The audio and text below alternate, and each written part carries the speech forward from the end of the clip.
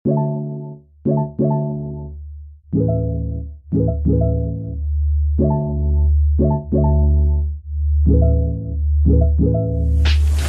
guys! Welcome back to my channel. This is Maki Travel tayo nga pala, and today samahan nyo ako sa isang hidden gems ng Batangas. Dito nga pala yan sa Brizamar Beach Resort sa Lobo. At kung naghahanap kayo ng chill spot na malapit sa Manila, perfect to for quick escape. Kaya tara, samahan mo na kami sa part 3 ng aming gala.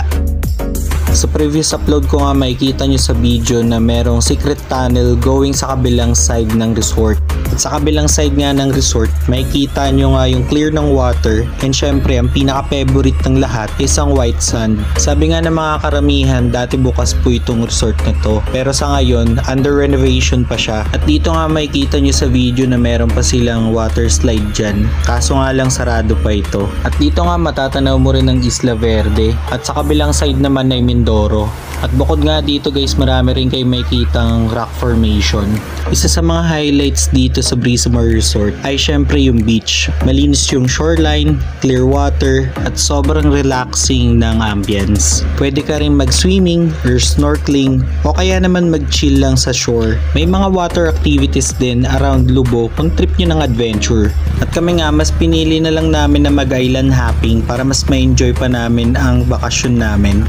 At kung gusto nyo nga pala mag-island hopping, 300 pesos per head nga pala yung binayad namin dyan.